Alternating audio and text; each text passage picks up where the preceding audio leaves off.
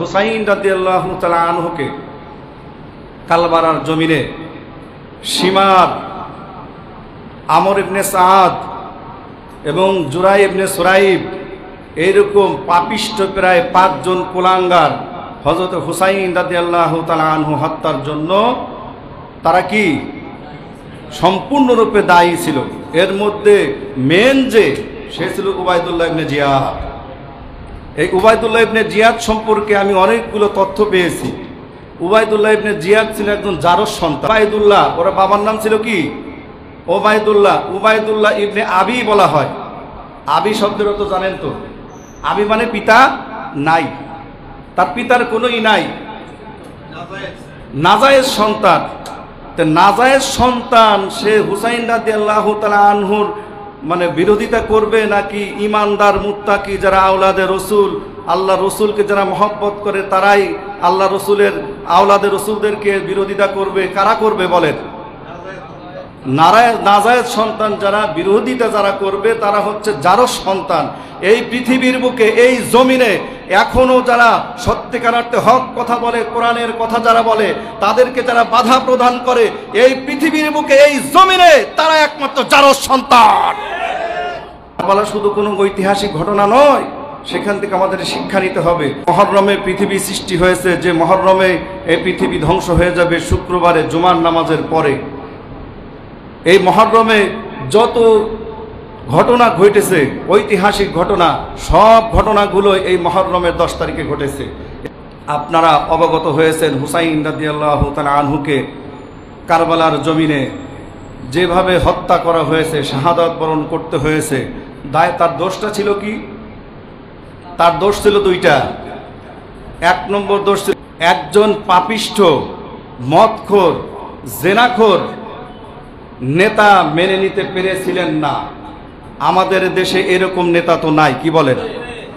কথা বলেন না কেন?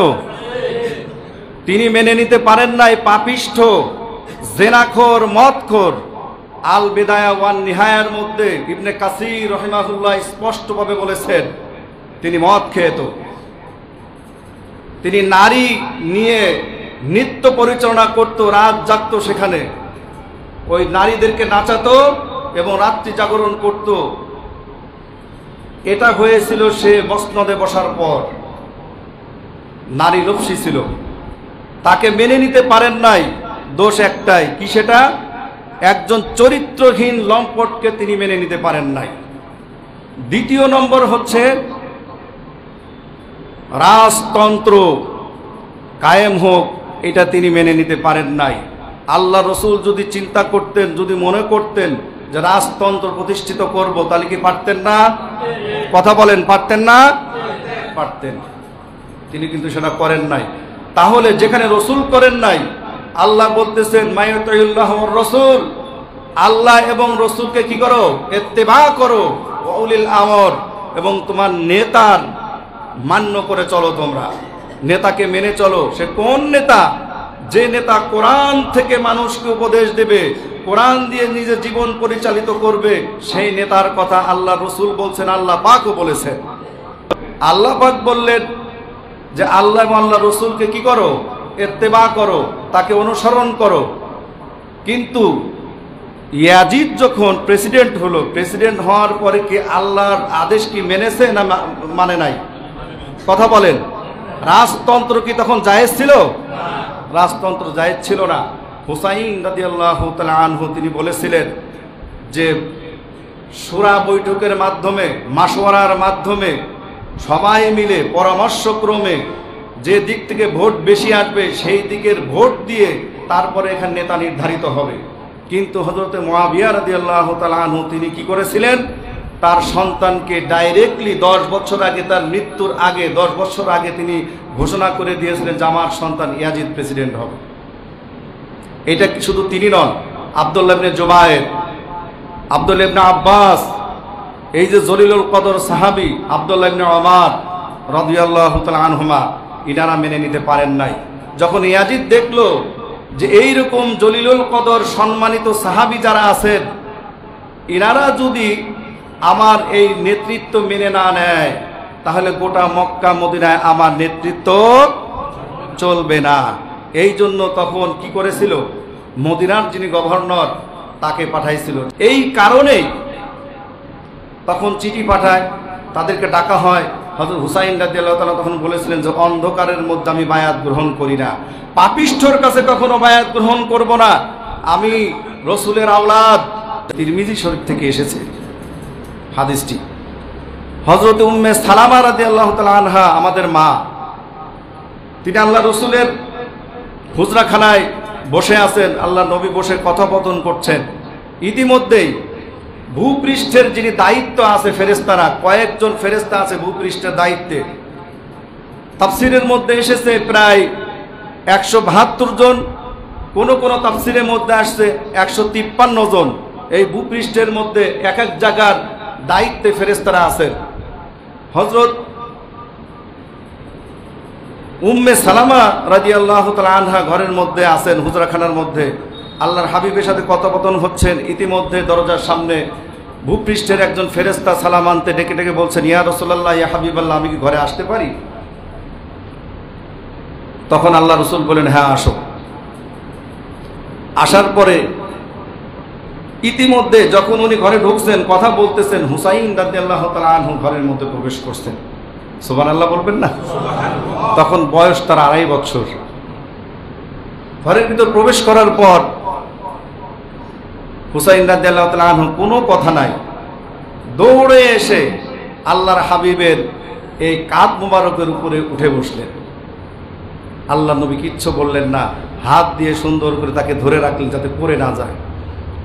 ফেরেশতা সেদিনকে বলতেছিলেন যে ইয়া রাসূলুল্লাহ, ইয়া হাবিবাল্লাহ, আপনি কি আপনার কলিজার টুকরা হুসাইনকে ভালোবাসেন? আল্লাহ নবী তখন বলছিলেন, যারা আমার হুসাইনকে কষ্ট দেয় তারা যেন আমি নবীকে কষ্ট দেয়। সে হচ্ছে আমার দেহের একটা অংশ।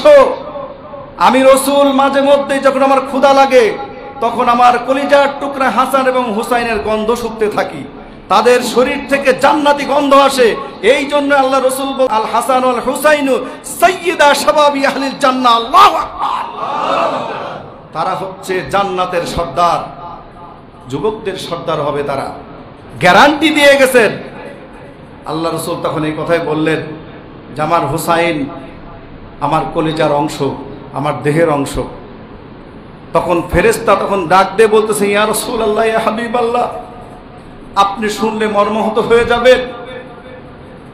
আপনার উম্মতেরাই আপনার কলিজার টুকরা হুসাইন রাদিয়াল্লাহু তাআলা আনহুকে কারবালার জমিনে হত্যা করবে। কারা করবে? এই উম্মতে মুহাম্মাদের গোষ্ঠীরা। তারা কি সত্যিকারে মুসলমান? কথা বলেন সবাই, সত্যিকারে মুসলমান? আজকেও যারা এই বাংলার জমিনে হক কথা বলতে গেলে যারা বাধা প্রদান করে, যারা অ্যারেস্ট করে জেলখানায় ঢুকিয়ে দেয়, যারা রাস্তাঘাটে যখন যেভাবে ইচ্ছা তাদেরকে আঘাত করে। কয়েকদিন আগের কথা, এক ভাইকে চাঁদা না দেওয়ার কারণে রাস্তায় পাথর নিক্ষেপ করে তাকে মেরে ফেলে দিয়েছে। আপনারা জানেন না ঘটনা?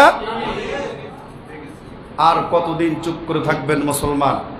যত চুপ করে থাকবেন, আজকে এক ভাইয়ের বাড়িতে এরকম করে মারা হচ্ছে, 2টা শিশু সন্তানকে এতিম করা হয়েছে, আর একদিন আপনার বাড়িতে এরকম আঘাতের পর আঘাত করবে, আপনি কিচ্ছু করতে পারবেন না যদি আপনি এখনো রুখে না দাঁড়ান।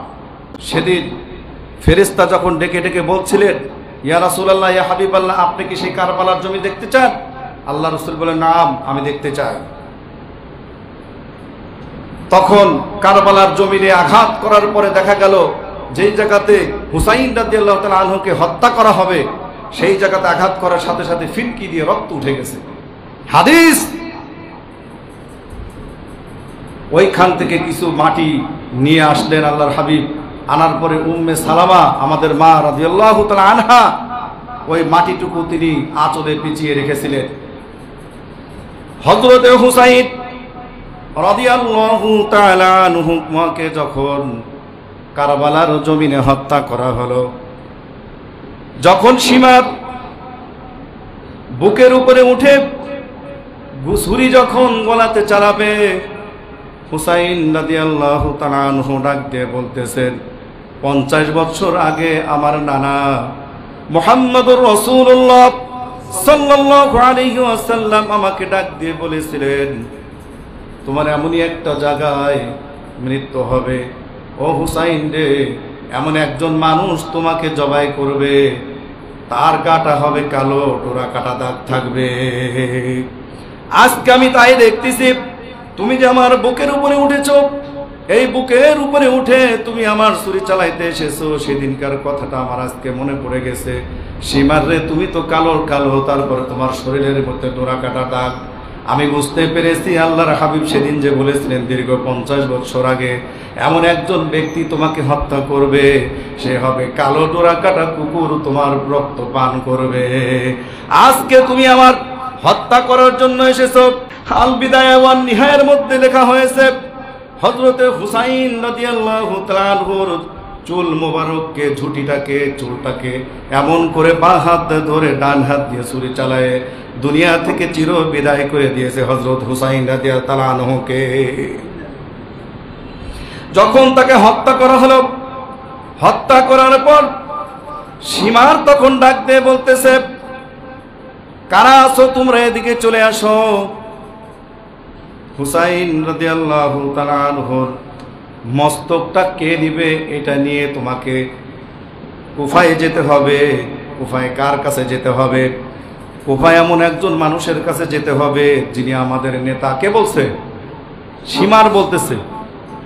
মুঠিটা এভাবে চুলের মুঠি ধরে মস্তক মুবারকটা হযরত হুসাইন রাদিয়াল্লাহু তাআলা আনহুর মস্তক মুবারক এরকম করে উঁচু করে ধরে এমন একজন ব্যক্তির কাছে তুলে দিল, খাওলি ইবনে ইয়াজিদ তার নাম। পাপিষ্ট খাওলি ইবনে ইয়াজিদের কাছে যখন দেওয়া হলো, ওই মস্তক মুবারকের উপরে বর্ষার আগার উপরে মস্তক মুবারকটা গেঁথে দিয়ে সমস্ত কারবালার ময়দান দৌড়াচ্ছিল আর মিছিল করতেছিল আর বলতেছিল, যারা আমিরুল মুমিনিন ইয়াজিদকে যারা মেনে নেবে না তাদের পরিণতি এরকমই হবে। বলেন নাউযুবিল্লাহ। এই খাওলি ইবনে ইয়াজিদ তাকে কুফায় পাঠানো হলো। কুফায় পাঠানোর পরে উবাইদুল্লাহ ইবনে জিয়াদের কাছে যখন আসলো, আসার পরে দেখে সেখানে হাজার হাজার মুসল্লি। ওই মুসল্লিদের মধ্যে কারো বড় বড় দাড়ি ছিল, জুব্বা পরা ছিল, হাফেজে কোরআন ছিল, মুফতি ছিল, মুহাদ্দিস ছিল, মুফাসসির ছিল, পাগড়িওয়ালা দাড়ি টুপিওয়ালা মানুষ ছিল। উবাইদুল্লাহ ইবনে জিয়াদ বর্ষার আগা থেকে হযরত হুসাইন রাদিয়াল্লাহু তাআলা আনহুর মস্তক মোবারক যখন একটা প্লেটের উপর রেখে তার হাতে যে লাঠি ছিল ওই লাঠি দিয়ে ঠোঁট মোবারকের উপরে আঘাত করতেছিল। নাউযুবিল্লাহ বলবেন না? ওই সময় কুফার মসজিদের মধ্যে এত মানুষ প্রতিবাদ করার মতো লোক ছিল না। আজও সমাজে এই দাড়ি টুপি আলেম যারা আছে, অন্যায় যখন হয় বাংলার জমিনে অন্যায়কে তারা প্রশ্রয় দেয় এবং কথা বলে না। ওই সময় এরকম ছিল। একজন বৃদ্ধ সাহাবী যায়েদ ইবনে আরকাম রাদিয়াল্লাহু তাআলা আনহু, তিনি তখন চেয়ার থেকে দাঁড়িয়ে উঠে বলতেছে, আব্দুল বাইদুল্লাহ ইবনে জিয়াদ, এতক্ষণ যা করেছো আমি মেনে নিয়েছি, সহ্য করেছি, তুমি এখন যেটা করছো আমার সহ্য হচ্ছে না, আমি বরদাস্ত করতে পারছি না। তুমি কি করছো তুমি কি জানো? আমি নিজে দেখেছি, নিজের চোখ দিয়ে দেখেছি। রহমাতুল লিল আলামিন এই হুসাইন রাদিয়াল্লাহু তাআলা আনহু ঠোঁট মোবারকে, কপাল মোবারকে হাজার বার চুমু খেয়েছে। আল্লাহু আকবার। এই কথা বলার পরে উবাইদুল্লাহ ইবনে জিয়াদ তাকে বের করে দিল। বলে, এই বুড়ার বাচ্চা, বুড়া বের হ এখান থেকে। তার হাউস থেকে তাকে বের করে দেওয়া হলো। তিনি বের হয়ে আসলেন, দুঃখ ভরা ক্রান্ত নিয়ে তিনি বসে চলে আসলেন। এরপরে উবাইদুল্লাহ ইবনে জিয়াদ মস্তক মোবারক নিয়ে দামেস্কের দিকে রওনা হয়ে গেল। আপনারা তো জানেন যে শব্দটা হলো দামেস্ক, কিন্তু আরবিতে সেটাকে দিমাস্ক বলা হয়। সিরিয়ার একটি জায়গা এবং রাজধানীর নাম হচ্ছে দামেস্ক। এই দামেস্কের দিকে যখন রওনা হয়ে গেল, ইতিমধ্যে রাত্রি জাগরণ করার জন্য একটা মসজিদের মধ্যে ঢুকলেন, যে মসজিদের মধ্যে প্রায় 3.5 থেকে 4 হাজার মুসল্লি আছে। এশার নামাজের পর যখন তিনি এই মস্তক মোবারকটা বের করলেন, হুসাইন রাদিয়াল্লাহু তাআলা আনহুর শির মোবারক যখন বের করলেন, বের করে বলতেছে হাজার হাজার মুসল্লিদের সামনে, মৃত্যুকের বাচ্চা মৃত্যু, তুই যে কাজ করেছিস আমিরুল মুমিনিন ইয়াজিদকে তুই মেনে নেওয়ার না কারণে, যেহেতু তুই মেনে নিসনি এই জন্য তার আজকে তোর এই পরিণতি হয়েছে। একটা মানুষও সেদিন কথা বলে নাই, অথচ তারা 5 ওয়াক্ত নামাজ মসজিদে পড়ে। এখনো বাংলার জমিনে আছে যারা 5 ওয়াক্ত নামাজ পড়ে, অন্যায় করলেও চুপ করে মাথা নিচের দিয়ে থাকে, উপরের দিকে তাকাইয়ে কখনো প্রতিবাদ করে না। আল্লাহ রসুল বলছেন এরাই হচ্ছে নামদারি মুনাফিক মুসলমান। ওই দিনকাও সে এরকম কাজ হয়েছিল। হযরতে হুসাইন রাদিয়াল্লাহু তাআলা আনহুর শির মুবারক যখন বের করে মানুষের সামনে যখন তুলে ধরে এইভাবে যখন কথা বলতেছিল, অন্ধ সাহাবী আব্দুল্লাহ ইবনে আফিফ রাদিয়াল্লাহু তাআলা তিনি সহ্য করতে পারেন নাই, লাফ দিয়ে উঠে গেছে। লাফ দিয়ে উঠে বলতেছে, ওই উবাইদুল্লাহ ইবনে জিয়াদ, তোর বংশ পরিচয় সম্পর্কে আমি জানি, আমি অন্ধ হতে পারি, তুই যে কথাটা বলতেছি মিথ্যুকের বাচ্চা মিথ্যুক, তুই তো একটা জারজ সন্তান। আজ যদি আমার চোখ যদি ভালো থাকতো, আমি যদি অন্ধ না হতাম, আল্লাহর কসম করে বলতেছি আমি আব্দুল্লাহ ইবনে আফিফ তোর কল্লাটা নামিয়ে দিতাম। একজন অন্ধ সাহাবী সেই দিন মসজিদের মধ্যে রুখে দাঁড়িয়েছিলেন। আজকেও যদি এইরকম বৃদ্ধ থেকে শুরু করে আবাল বৃদ্ধ বনতা সবাই যদি রুখে দাঁড়াতে পারি, এই বাংলার জমিন থেকে অন্যায়কে প্রতিহত করা সম্ভব। উবাইদুল্লাহ ইবনে জিয়াদ সঙ্গে সঙ্গে ওইখান থেকে হাজার হাজার মুসল্লিদের সামনে তাকে মসজিদ থেকে বের করে তাকে জবাই করে ফেলেছিল। আর তারিকুল খোলাফায় এসেছে, যখন ইয়াজিদের সামনে মস্তক মোবারক রাখা হলো, 2টা বর্ণনা এসেছে। আল্লামা সুয়ুতি রাহিমাহুল্লাহ তিনি একভাবে বলেছেন, ইবনে কাসির রাহিমাহুল্লাহ তিনি আল বিদায়া ওয়ান নিহায়ার মধ্যে আরেকভাবে বলেছেন। যখন মস্তক মোবারক রাখা হয়, আল বিদায়া ওয়ান নিহায়ার মধ্যে বলা হয়েছে যে তখন তিনি বলছে, হায় আফসোস, আমি ওখানে থাকলে হুসাইন রাদিয়াল্লাহু তাআলা আনহুর মাথা কাটতে দিতাম না। তুমি তোমার এত দরদ। জয়নুল আবদিন সহ তাকে বন্দী করে নিয়ে আসা হয়েছিল। হযরতে জয়নব, হযরত উম্মে কুলসুম রাদিয়াল্লাহু তাআলা আনহার মতো জলিলুল কদর মহিলা সাহাবীদেরকে ওখানে নিয়ে আসা হয়েছিল, বন্দী করে রাখা হয়েছিল। তাদের সামনে গদগদ করে বলতেছে, হায় আফসোস, আমি ওখানে থাকলে হুসাইনের মস্তক মোবারক কখনো আলাদা করতে দিতাম না, তাকে হত্যা করতে দিতাম না। ইয়াজিদ এই কথা বলতেছে, বেশ ভালো কথা, সে দিত না। তাহলে যারা হত্যা করেছে তার বিচার কি হয়েছে? তাদের বিচার করেছে? এখনো বাংলার জমিনে যারা রাষ্ট্রপ্রধান থাকে তাদের দলের লোক এত বড় বড় অন্যায় করতেছে, হত্যা করতেছে অন্যায়ভাবে, অথচ তাদের কোনো বিচার বাংলার জমিনে হয় নাই। আল্লাহ রাব্বুল আলামিন কোরআনুল কারীমের মধ্যে 1500 বছর আগে কোট করে দিয়েছেন, ইন্নামাস সাবিলু আলাল্লাযীনা ইয়াজলিমুনান নাস ওয়া ইয়াবগুনা ফিল আরদি বিগাইরিল হক উলাইকা লাহুম আযাবুন আলীম। আল্লাহু আকবার। ইন্নামাস সাবিলু আলাল্লাযীনা ইয়াজলিমুনান নাস, নিশ্চয়ই যারা জমিনে অন্যায়ভাবে যারা জুলুম করবে, অত্যাচার করবে, নির্যাতন করবে, আমি রব্বুল আলামিন তাদের বিরুদ্ধে মামলা দায়ের করে দিলাম। শুধু মামলা দায়ের করে দিয়ে ক্ষান্ত হলাম না, তাদের এই জমিনে তাদের শাস্তি না হওয়া পর্যন্ত আমি রব্বুল আলামিন তাদের মৃত্যু দিব না। যারা এই জমিনে, এই পৃথিবীর বুকে আল্লাহর জমিনে আল্লাহর দিন প্রতিষ্ঠা করার জন্য যারা কাজ করে, তাদেরকে অন্যায়ভাবে জুলুম নির্যাতন যারা করবে, এই পৃথিবীর বুকে তাদের শাস্তি না হওয়া পর্যন্ত মৃত্যু হবে না। এটা আল্লাহ গ্যারান্টি দিচ্ছেন। হচ্ছে না শাস্তি? কথা বলেন, হচ্ছে না শাস্তি? আরো হবে। এই জন্য আমরা সাবধান হয়ে যাই, আমরা যেন এরকম মানুষের উপর জুলুম না করি, নির্যাতন না করি। হোক সে হিন্দু, হোক সে বৌদ্ধ, হোক সে খ্রিস্টান, সবাই সৃষ্টিকার, আল্লাহর সৃষ্টি। মানুষ হয়ে মানুষের উপর হিংসা বিদ্বেষ করা যাবে না। আর যারা করবে, কিয়ামত পর্যন্ত সিজদা করলে আল্লাহ সেটা কবুল করবে না। এই ইয়াজিদের আরেকটা বর্ণনা এসেছে, রিওয়ায়েতে এসেছে, যে ইয়াজিদ যখন মস্তক মোবারক ওখানে রাখা হলো ইয়াজিদের পায়ের কাছে, ওনার প্রাসাদের সামনে একটা কাক, কালো কাক, যে কাককে আমরা ঘৃণা করি, করি না? ময়লা আবর্জনা খেয়ে যে জায়গা পরিষ্কার করে, সেই কাক কা কা করতেছিল। তখন ইয়াজিদ বলতেছিল, তুমি যতই কাকা করো না কেন, আমি আমার পূর্বপুরুষের প্রতিশোধ নিয়েছি। বলেন নাউযুবিল্লাহ। ইয়াজিদ কার সন্তান? মুয়াবিয়া রাদিয়াল্লাহু তাআলা আনহুর সন্তান। আর মুয়াবিয়া রাদিয়াল্লাহু তাআলা আনহু কার সন্তান? আবু সুফিয়ানের সন্তান। কার সন্তান?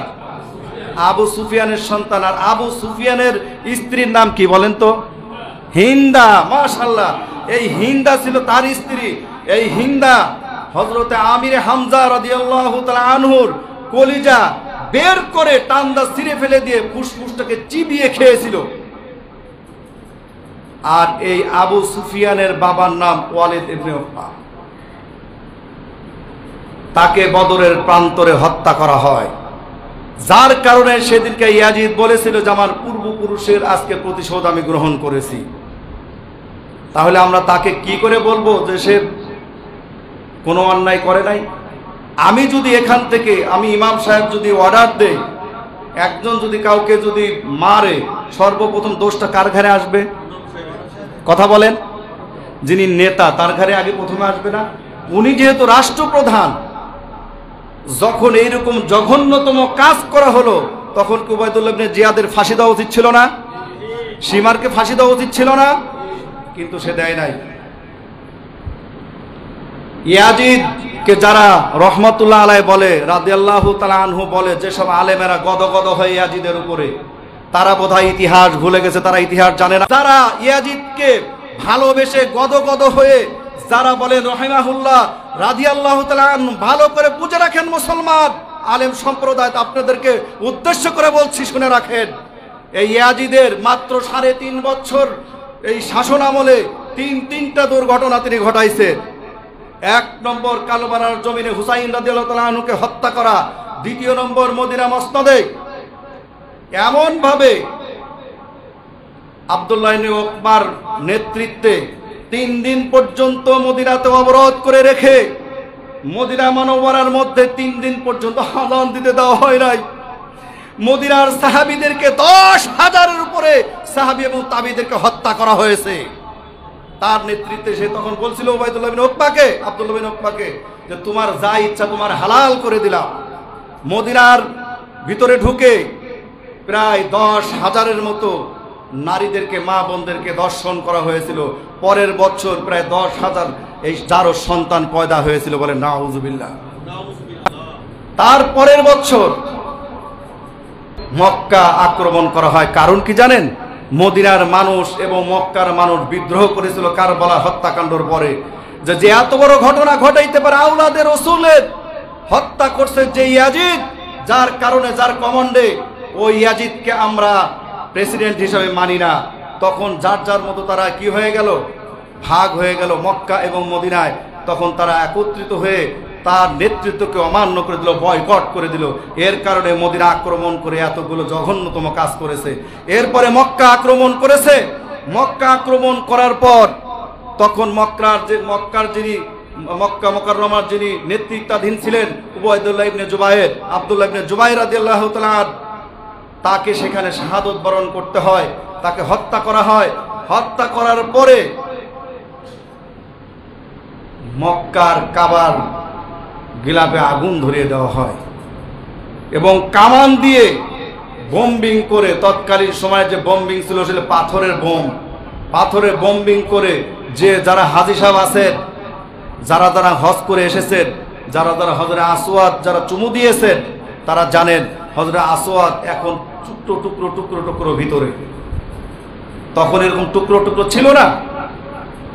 এই হজরতে আসওয়াদ টুকরো করে ফেলেছিলেন। পরবর্তীতে জানা যায় যে গিলাপে আগুন ধরাইছিল ঠিকই, কিন্তু গিলাপের মধ্যে কোরআনের আয়াত আছে, 30 পারা কোরআন আছে, একটা পশমও ওই গিলাপের পড়ে নাই। আল্লাহু আকবার। ইতিমধ্যে যখন কাবার গিলাপে আগুন ধরিয়ে দিল, কাবার গিলাপে আগুন ধরিয়ে দেওয়ার পরে খবর আসলো যে ইয়াজিদ অসুস্থ হয়ে পড়েছে। তারা যুদ্ধ বন্ধ করে দিয়ে দামেস্কের দিকে রওনা হলো, সিরিয়ার দিকে রওনা হলো। আসার পরে দেখে ইয়াজিদের অবস্থা ভালো না, যতই পানি খাওয়ায় ভিতর থেকে আগুনের মতো তার পুড়ে আসে, উঠতে থাকে। এই কাবার গিলাফে আগুন ধরানোর কারণে তার ভিতরে পুড়তেছিল। ইতিহাসবিদগণ লেখেন যে ইয়াজিদ পানি খেতে গেলে পানি খাইতে পারে না, পানি তার মুখের ভিতরে ঢুকে না। কারণ কারবালার জমিনে ৭২ জন যে কাফেলা এসেছিল, ৭২ জন লোকের কি পানি দিয়েছিল? ফোরাতের পানি দিয়েছিল? আল্লাহ বলতেছে যেমন কর্ম তেমন ফল। যেমন কর্ম তুমি পৃথিবীতে করবে সে ফল তোমাকে ভোগ করতেই হবে। এই ইয়াজিদ যখন বেশি অসুস্থ হয়ে পড়ল, তার সন্তানকে ডাক দিয়ে বলতেছে, প্রাণের সন্তান হে আমার, তুমি তাড়াতাড়ি আসো আমার কাছে। যখন কাছে আসলো, আসার পরে ডাক দিয়ে বলতেছে, মুয়াবিয়া ইবনে ইয়াজিদ, তার ছোট সন্তানের নাম ছিল মুয়াবিয়া ইবনে ইয়াজিদ। মুয়াবিয়া ইবনে ইয়াজিদকে ডাকা হলো।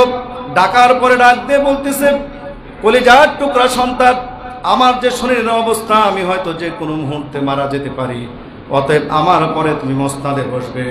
এই মুয়াবিয়া ইবনে ইয়াজিদ ডাক দিয়ে বলতেছিল, আপনি তো আমার পিতা, যার কারণে আপনার খেদমত আমি করি, আপনার খেদমত করা ফরজ। তারা হলে আপনাকে কবে আমি কতল করে ফেলতাম। আপনি এমন একটি কাজ করেছেন, সারা বিশ্বের কাছে আপনি কলঙ্কিত হয়ে গেছেন। আপনাকে সারা বিশ্বের মানুষ বরদোয়া করতেছে। আপনি এমনই একটি কাজ করছেন কারবালার ময়দানে। আর এই সিংহাসনে, বরদোয়া প্রাপ্ত সিংহাসনে আমার মতো মুয়াবিয়া ইবনে ইয়াজিদ কখনোই এর ভিতরে বসবো না। আমি এই মসনদে কখনোই বসবো না। আপনার এই মসনদের ভিতরে আমি থুতু নিক্ষেপ করলাম। তখন সেই কথা শোনার সাথে সাথে আবেগ আপ্লুত হয়ে গেল, তীব্র জোরে জোরে কান্নাকাটি করতেছিল। তখন তার মনের ভিতরে আবেগ উপনীত হচ্ছিল যে আমি কি অন্যায় করে ফেলেছি। যতই করুক না কেন, অন্যায়, এত বড় অন্যায় করেছে, সে কথা কি আল্লাহ ভুলে গেছেন নাকি? ভুলে গেছেন? তারপরে যখন মানুষ আস্তে আস্তে অধিষ্ঠিত হতে লাগলো, সবাই যখন বিরক্ত হতে লাগলো, তখন তাকে ডাক দিয়ে বলতেছে, সেনাপতি আমিরুল মুমিনিন, আপনার শরীরের অবস্থাও ভালো না, আপনি একটা বানর পালতেন, সে বানরটা পর্যন্ত চলে গেছে, চলেন আমরা শিকারে যাই, শিকারে যেয়ে হয়তো বানরটাকে পাওয়া যাবে। তিনি চলতে লাগলেন। চলতে চলতে কোন ঘোড়ার উপরে চলেছিলেন সেটাও ভালো করে মনে রাখেন ইতিহাস। হযরত হুসাইন রাদিয়াল্লাহু তাআলা আনহুর যে ঘোড়াটা ছিল, ওই ঘোড়াটা এনে তাকে উপহার দেওয়া হয়েছিল ইয়াজিদকে। ওই ঘোড়ার পৃষ্ঠে উঠে যখন শিকার করতে গেল, শিকার করতে গিয়ে যখন দেখে যে বানরকে আর পাওয়া গেল না, বানরকে না পাওয়ার পরে ফেরত যখন আসতেছে, আস্তে আস্তে হঠাৎ করে তার এই হাত থেকে রশিটা যখন খুলে গেল, যে রশিটা, লাগামের যে রশিটা আছে, খুলে যাওয়ার পরে যদি যখন টলে পড়তেছিলেন, তখন তার পায়ের সাথে রশিটা লেগে গেল, লাগামটা লেগে গেল। যত নড়াচড়া করে ঘোড়া তত দৌড়াইতে থাকে। এক পর্যায়ে দৌড়াইতে দৌড়াইতে পাথরের সাথে আঘাত লাগতে থাকলো, মাটির সাথে আঘাত লাগতে থাকলো। আঘাত লাগতে লাগতে এক পর্যায়ে এমন পরিস্থিতি হয়ে গেল, সমস্ত শরীরের দেহ থেকে টুকরো টুকরো হয়ে বস্তুগুলো কোথায় চলে গেছে পৃথিবীর কোনো মানুষ বলতে পারবে না। অথচ ঐতিহাসিকগণ লেখেন কিছু হাড্ডি আর কিছু পাওয়া গেছে, সেইগুলোকে দামেস্কের একটা ময়লার স্তূপের মধ্যে তাকে কবরস্থ করা হয়েছে। এই জন্য আল্লাহ বলতেছেন সূরা মুহাম্মাদের 22 এবং 23 নম্বর আয়াতে আল্লাহ রাব্বুল আলামিন ডাক দিয়ে বলতেছেন, ফাহাল আসাইতুম ইন তাওয়াল্লাইতুম, যারা এই জমিনে নেতৃত্ব পাওয়ার পরে, রাজত্ব পাওয়ার পরে, প্রেসিডেন্ট হওয়ার পরে জমিনে যারা ফিতনা সৃষ্টি করবে, সর্বপ্রথম তাদের কাজ থাকবে জমিনে তারা ফিতনা সৃষ্টি করবে। কি করবে তারা? সব সময়ের জন্য কি করবে? অন্যায় যারা করে, চরিত্রহীন লম্পট যদি কোনো নেতা হয়, প্রেসিডেন্ট যদি হয়, সর্বপ্রথম তার কাজ হবে জমিনে ফ্যাসাদ সৃষ্টি করা। আল্লাহ বলতেছেন এই কথা, আমার কথা নয়। ফাহাল আসাইতুম ইন তাওয়াল্লাইতুম আন তুফসিদু ফিল আরদ, তাদের সর্বপ্রথম কাজ হলো জমিনে ফিতনা সৃষ্টি করা, ফ্যাসাদ সৃষ্টি করা। ওয়াতাকাত্তিউ আরহামাকুম, এবং দ্বিতীয় কাজ হলো তারা কি করবে? আত্মীয়তার বন্ধনকে ছিন্ন করে দেবে। সেই দিন জয়নুল আবদিনকে ডেকে বলতেছে, তোমার বাবা আত্মীয়তা ছিন্ন করেছে বিধায় তারা এই পরিণাম হয়েছে। নাউযু বিল্লাহি মিন যালিক। এরপরে আল্লাহ উত্তর দিচ্ছে, উলাইকাল্লাযীনা লানাহুমুল্লাহ। ইয়াজিদ তুমি কি বলো? তুমি তো জানো না কি কাজ করছো তুমি। আমি আল্লাহ শুধু তোমার উপরে লানত হবে না, পৃথিবীর যত মাখলুক আছে সবাই তোমাকে লানত দিবে। হয় নাই তাই? অথচ যমজ সন্তান হলি পারে সন্তানের নাম রাখে হাসান হোসাইন, রাখে না? অথচ ইয়াজিদের যে জায়গাতে কবরস্থ হয়েছে সেই জায়গাতে ময়লার স্তূপ আর আল্লাহর দহিদ্র, আল্লাহর নবীর দহিদ্র কলিজার টুকরা হুসাইন রাদিয়াল্লাহু তাআলা আনহুর মস্তক মোবারক যেখানে আছে সেটা হচ্ছে মিশরের কায়রো জাদুঘর, আজহার বিশ্ববিদ্যালয়ের পাশে। ওই জাদুঘরের মধ্যে সুন্দর করে রহিত করা হয়েছে মস্তক মোবারক। সেইখানে হাজার হাজার মানুষ প্রতিদিন তাকে জিয়ারত করতে যায়। আর কারবালার ময়দান তো মনে করেন যে এখন শুধু আলো আর আলোকিত হয়ে গেছে। এই যে মৃত্যুটা হয়েছে, এই মৃত্যুটা কি কলঙ্কিত ছিল, নন্দিত ছিল না নিন্দিত ছিল? কথা বলেন তো, নন্দিত না নিন্দিত?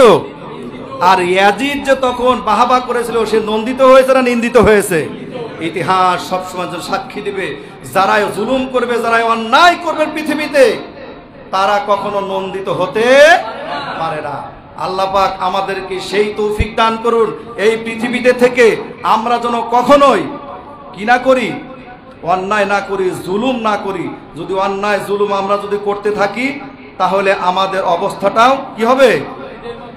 এই ইয়াজিদের মতো পরিস্থিতি হবে। শিক্ষা থেকে আমরা 6টা শিক্ষা নেব। 1 নম্বর, ইহুদি খ্রিস্টানদের অনুসরণ আমরা করব না। মনে থাকবে 1 নম্বর কি? ইহুদি খ্রিস্টানদেরকে আমরা অনুসরণ করব না। 2 নম্বর, ন্যায়ের পক্ষে থাকতে হবে, তাহলে আল্লাহর পক্ষ থেকে সাহায্য আসবে। এটা আল্লাহ বলছে, ফামান তাবিয়া হুদায়া ফালা খাউফুন আলাইহিম ওয়ালা হুম ইয়াহজানুন। তোমরা যদি সত্যের পথে থাকতে পারো তোমাদের কোনো ভয় নাই, কোনো চিন্তা নাই, আমি আল্লাহ অবশ্যই তোমাদেরকে বিজয় দান করব। আল্লাহু আকবার। এরপর 3 নম্বরই হচ্ছে জুলুমকারীর পরিণতি ভালো হয় না। 4 নম্বর শিক্ষা হচ্ছে পেশি শক্তি যারা প্রয়োগ করে তারা একদিন পরাজিত হবেই।